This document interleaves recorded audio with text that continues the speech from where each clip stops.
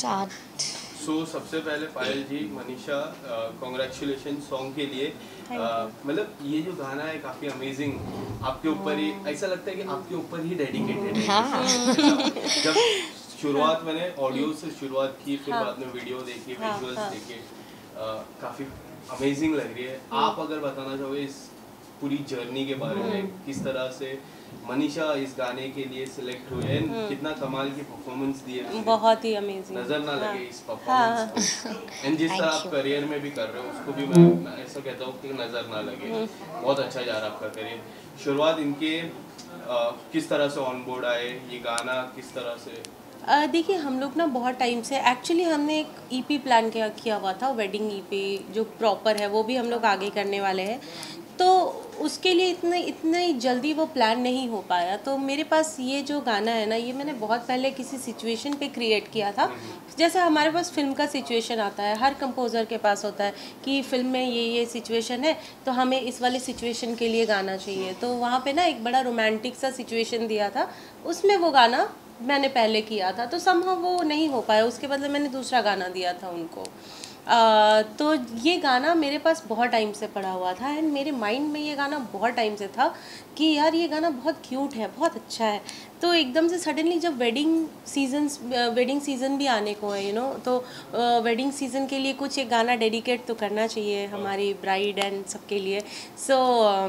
मैंने सोचा इसको वेडिंग सॉन्ग में कन्वर्ट करते हैं पहली बात। तो हमने लिरिकली पहले चेंजेस कराए।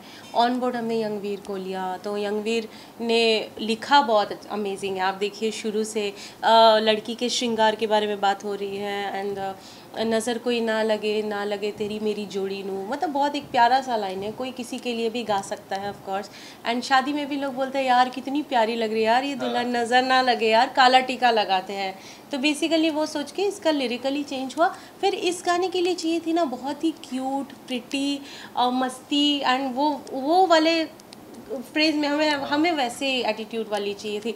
तो मैंने इसको बिग बॉस में देखा था, तो मुझे तब से ये बहुत अच्छी लगती है मनीषा। एंड जैसे ही मैंने देखा, मैं इमेजिन कर रही हूँ ना, मतलब एकदम तेज़ तरार एंड दुल्हन वैसी चाहिए थी। मेरे माइंड में है कि क्यों ना हम इसमें मनीषा को करें अप्रोच, क्योंकि Manisha will look amazing in the video. क्योंकि मतलब जो इनका पर्सनालिटी है जो वो कैरी करती है उसके हिसाब से वो गाना परफेक्ट था। तो ऑफ कोर्स ये गाना ऐसे हुआ। फिर मनीषा को अप्रोच किया गया क्योंकि इसके पास बहुत सारे अप्रोचेस आ चुके थे, उसमें से ऑफ कोर्स इसने हमारे गाने को चुना। एंड मैं आई एम ऑल्सो हैप्पी कि उस पर मेरा ये गाना है, क्योंकि मेरे लिए गाना बहुत स्पेशल था, बहुत स्पेशल। तो उसमें परफॉर्म भी बहुत अच्छा किया मनीषा ने। एंड ओवरऑल आप देखिए वीडियो, मेहनत आपको दिख रही होगी इसकी। मेरी भी, हमने मतलब एक पूरी जर्नी बहुत अमेजिंग रही है मेरी। नेक्स्ट राय मनीषा, शुरुआत में वर्ड, वो जो बाबू वर्ड से ही गाना शुरुआत हुआ है एंड ये जो बाबू वर्ड है कई हद तक हमने पूरे बिग बॉस में देखा एंड वो वर्ड पीछे पीछे आ रहा है आपके साथ। क्या कुछ कहना चाहोगे इस बाबू वर्ड को लेके? मन में सबसे पहले किसका ख्याल आता है जब ये बाबू वर्ड आता है? तो कार्तिक आर्यन का। लीजिए कहानी में ट्विस्ट। नहीं, हमने देखा था कॉमेडी में। हाँ वही कपिल के शो में देखा था। हाँ। क्या कहना चाहोगे गाने को लेके? बैक टू बैक आपके जितने भी परफॉर्मेंस है काफी कमाल के। BTS, इस गाने की मैं BTS जो आपके चैनल में है उसमें भी एक अलग रिस्पॉन्स आया। फिर गाने को लेके वेट था, अब जब गाना पब्लिकली आ चुका है तो लोगों से क्या रिस्पॉन्स मिला आपको? मुझे तो स्पेशली इस सॉन्ग के लिए भी जितने मेरे फैंस हैं, इवन मेरे फैमिली मेम्बर, मेरे फ्रेंड्स, सब ने बहुत तारीफ़ किया है। सब ने कहा कि मनीषा आपका लुक पूरा अलग लग रहा है इस सॉन्ग में, बहुत प्रीटी लग रहे हो, आपने डांस भी बहुत अच्छा किया। एक होता ना, ये सब मेरा ड्रीम था कि हम कभी एक अच्छे एल्बम में कहीं ऐसा काम करें जिसके पीछे मेरी बैकग्राउंड डांसर लोग करे। और ये सॉन्ग में भी आपने देखा होगा कि बहुत सारी बैकग्राउंड डांसर है जो डांस कर रही है, और पूरा सेटअप एकदम पूरा संजय लीला भंसाली जैसा इन्होंने सेटअप बना दिया था। तो बहुत ज़्यादा वाइब भी उस सॉन्ग का अलग है, इतने प्यारे इन्होंने बना दिया, स्पेशली इतना प्यारा। तो मुझे बहुत अच्छा लगा। इवन सॉन्ग बहुत अच्छा है, पायल दी ने इतनी खूबसूरती के साथ ये सॉन्ग गाया है, और इनका तो सारा सॉन्ग ही हिट होता है। और एक जो इन्वायरमेंट भी था, मुझे इन लोगों के साथ काम करके कभी भी बिल्कुल भी ऐसा नहीं लगा कि प्रोफेशनली हम किसी के साथ काम कर रहे हैं। मुझे एकदम ऐसा लग रहा था कि घर जैसा वाइब मिल रहा है। मतलब ये मुझे हमेशा छोटी बहन जैसी ट्रीट करती है। और इनके साथ सिर्फ पायल दी नहीं, इनके जितने भी जो आनंद भैया थे जो डायरेक्टर थे और बाकी जितने भी टीम मेंबर है, इवन एक दो बार हम रीटेक भी कर रहे थे क्योंकि थोड़ी नर्वस भी थे, तो ये लोग भी अरे मनीषा कूल डाउन आराम से, मतलब एक होता है ना वो लग ही नहीं रहता कि जब आपके ऊपर एकदम बहुत बर्डन होता है कि यार डायरेक्टर कुछ बोल रहे हैं आप एकदम नर्वस हो जाते हैं, but they all make me so comfortable कि मनीषा आराम से घर के जैसा करो, कोई प्रॉब्लम नहीं है। तो मुझे इतना अच्छा लगा इन लोगों के साथ काम करके कि मुझे किसी भी पॉइंट पे नहीं लगा कि मैंने कोई प्रोफेशनल काम किया है। मुझे लग रहा था कि घर का संगीत नहीं होता, अरे अरे 1 2 3 रेडी, अरे कोई बात नहीं भाई दूसरा टेक ले लो। तो मेरे को एकदम ऐसा वाला फील हुआ इन लोगों के साथ काम करके, बहुत मजा आया। पर मनीषा ये जो ब्राइडल लुक रहता है सभी लड़कियों के सपना रहता है एक बार खुद को ब्राइडल में देखे, और उस तरह से देखने में जब आपने पहली बार ब्राइडल लुक में आप खुद को देखे तो क्या था आपके मन में? हम बोले बस अभी कोई दहेज दे और ले जाए हमको। नहीं, आई थिंक वैसा ब्राइडल लुक तो आई गेस नहीं होगा मनीषा का, क्योंकि ब्राइडल लुक तो अलग ही होता, वो पूरा ब्राइडल नहीं है, वो एक्चुअली संगीत जैसा है।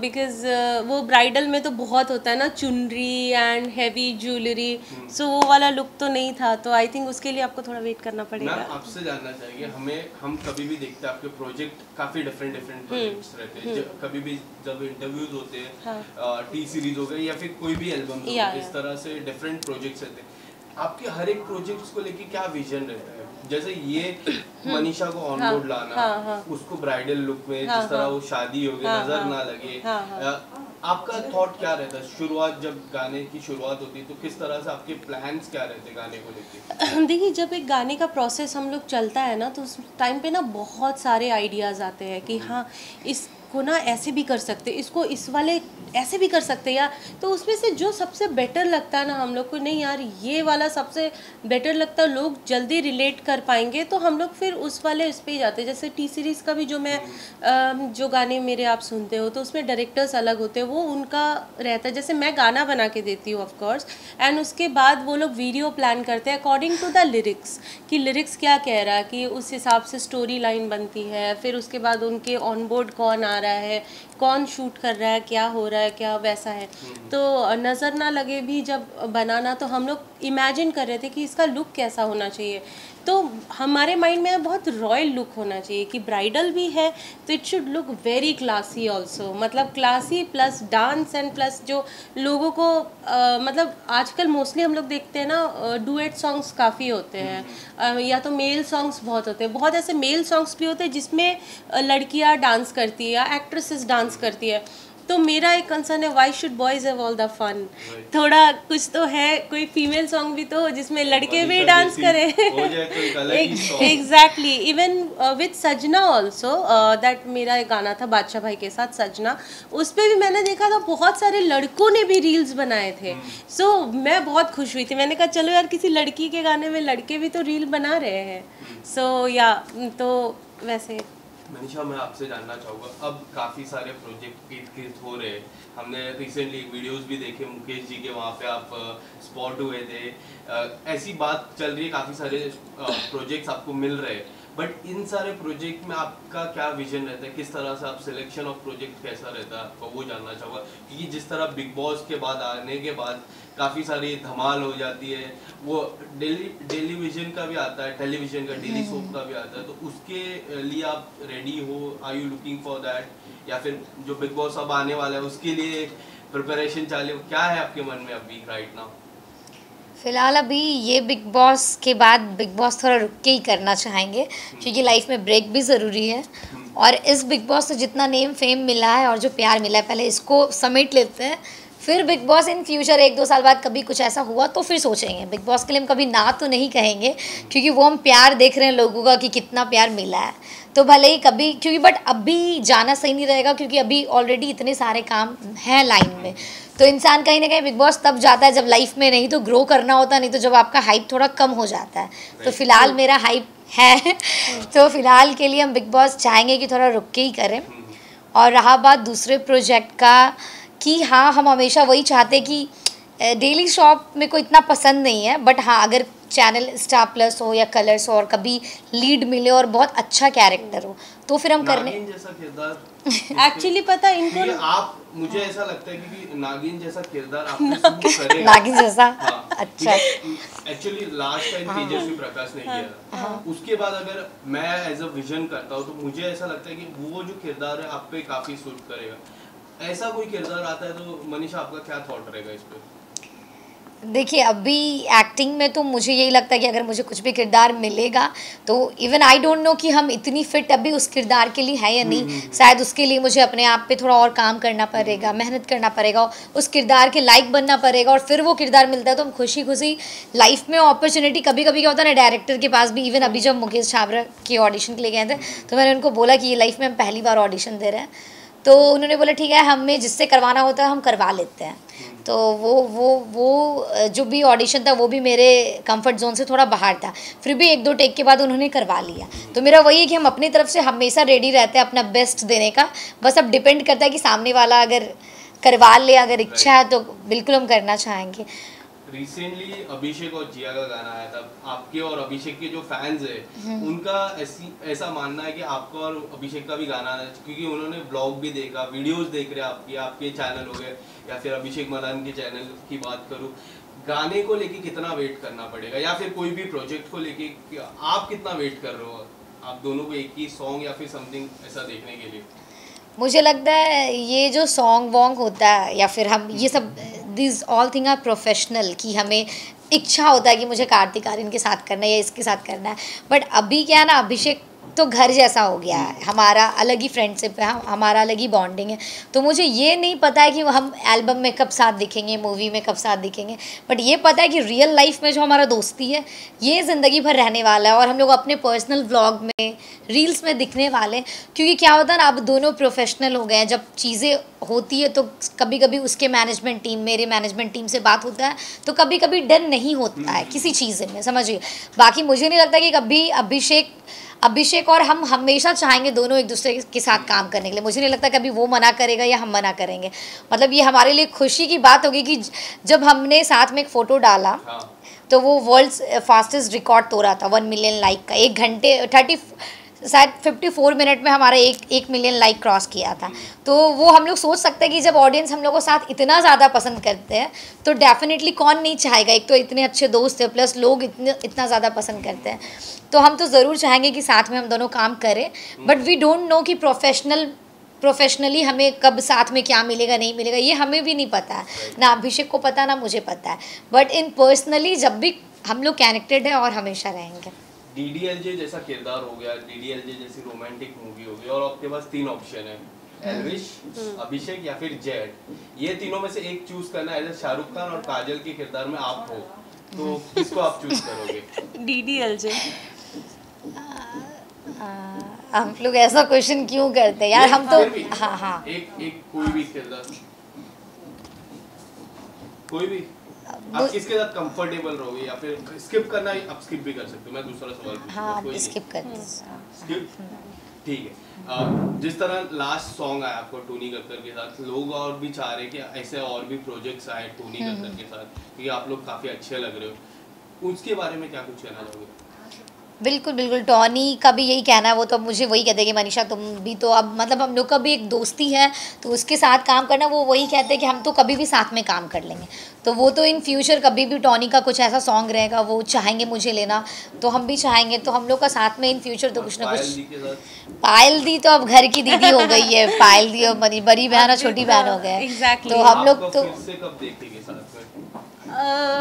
जब भी मनीषा करना चाहे ऑफ कोर्स विल प्लान। और मुझे भी मेरा भी यही मानना है कि अभी क्या होता है ना, जैसे इंडस्ट्री में हम लोग कुछ अलग अलग लोगों के साथ काम करें जिसके साथ सिर्फ प्रोफेशनल टर्म्स है, बट हमारे साथ ऐसा हो गया कि अब इन फ्यूचर दीदी कुछ अच्छा गाना लिखी और वो बोली मनीषा ऐसा है, तो हम लोग खुशी खुशी एक साथ करना चाहेंगे। तो इसमें इतना सोचने वाली बात नहीं है। कुछ नया करना चाहूँगी मैं, मतलब ये जैसे थोड़ा एक न्यू था वेडिंग के हिसाब से, क्योंकि इतना फीमेल सॉन्ग वेडिंग बहुत टाइम के बाद आया। कुछ ऐसा होना चाहिए ना जिसमें मुझे ऐसा लगता है ना मनीषा का जो लुक होना चाहिए ना बिल्कुल इंटरनेशनल अरबिक एंड वैसा होना चाहिए, मैं वैसा इमेजिन कर पा रही हूँ, तभी Right, जाके right. कोई मतलब होगा। बहुत देसी हो गया ना। सेम करके कोई मतलब नहीं है काम, हम हर बार ना वेरिएशन होना चाहिए काम में, लगे कि यार वो किया था वो अलग था, ये किया ये अलग है। So I am also trying to do something very very different. Is there anything line up apart from this? Any upcoming? For me या बहुत सारे एंड बहुत ही अमेजिंग गाने हैं। लोग actually whenever you do some songs like I have done so many songs like in 90s vibe, like people things that अरे ये तो 90s वाइब करती है या कुछ। तो अभी मैंने बहुत ब्रेक किया है उस चीज़ को। अभी जो करने वाली हूँ ना मैं, बहुत डिफरेंट एंड बहुत ही इंटरनेशनल वाइब में करने वाली हूँ, and I am sure people will love it. I am 100% sure, because मैं भी बिलीव करती हूँ कि हर बार कुछ अलग करना चाहिए, ट्राई करना चाहिए। आप ट्राई ही नहीं करोगे तो समझ में कैसे आएगा? हो सकता है लोगों को आपका दूसरा रूप ज़्यादा पसंद आए, दूसरा अवतार ज़्यादा पसंद आए। तो I am working on that, I am planning something really big. या मनीषा, कोई इसके बाद आने वाले प्रोजेक्ट्स में हम देख पाएंगे कोई गाने या फिर एनीथिंग दैट?